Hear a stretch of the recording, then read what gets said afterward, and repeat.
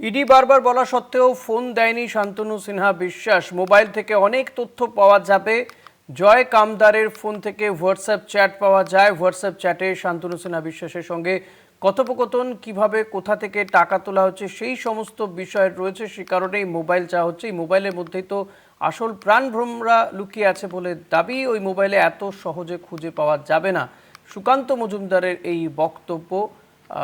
সুকান্ত মজুমদার তিনি বলছেন যে ওই মোবাইলেই প্রাণভ্রমরা রয়েছে, ফলত ওই মোবাইলটি এত সহজে খুঁজে পাওয়া যাবে না। ইডি বারবারই কিন্তু এই শান্তনু সিনহা বিশ্বাসের কাছ থেকে মোবাইল চায়, যদিও সেই মোবাইল দেওয়া হয়নি। এ বিষয়ে আরও জানবো প্রতিনিধি রিয়া মাঝির কাছ থেকে। রিয়া,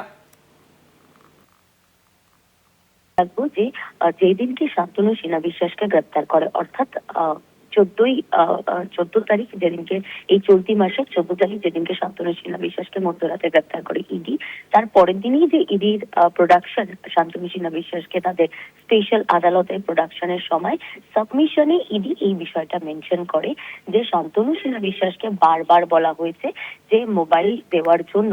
সেই মোবাইল কিন্তু বারবার বলা সত্ত্বেও তিনি জমা দেননি এবং তিনি যাতে অবিলম্বে সেই মোবাইল জমা দেয় সেই আবেদনও কিন্তু ইডি রাখে কোর্টের কাছে।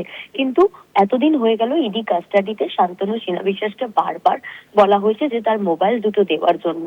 এতদিন তিনি মোবাইল নিয়ে আসেননি বা তিনি জমা দেননি। তিনি বারবার নানা রকম বাহানা তিনি দিয়েছেন বলে এমনটি ইডি সূত্রে জানা যাচ্ছে। তিনি এটাও বলেছেন তার মোবাইল হারিয়ে গেছে এবং দুটি মোবাইল যেটা তিনি ইউজ করতেন তার তথ্য ইতিমধ্যে পাওয়া গিয়েছে জয় কামদারের ফোন থেকে।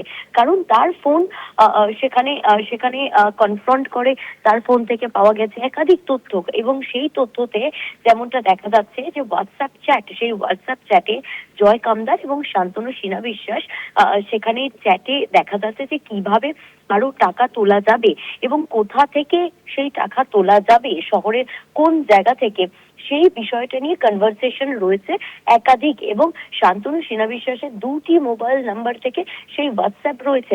তারপরেও যখন শান্তনু সিনহা বিশ্বাসকে বলা হচ্ছে তার দুটি মোবাইল দেওয়ার জন্য, তিনি বারবার নানা রকম বাহানার ছলে তিনি মোবাইলগুলো দেননি। এখনো অবধি সেই মোবাইল ইডির হাতে আসেনি এবং সেটা নিয়েই কিন্তু মূলত আজকে আজকে তিনি বলেছেন, অর্থাৎ সুকান্ত মজুমদার তিনি বলেছেন যে ওই মোবাইলেই রয়েছে তার প্রাণভোমরা। সেই কারণের জন্যই ওই মোবাইলগুলো পাওয়া যাবে না, এত সহজে পাওয়া যাবে না।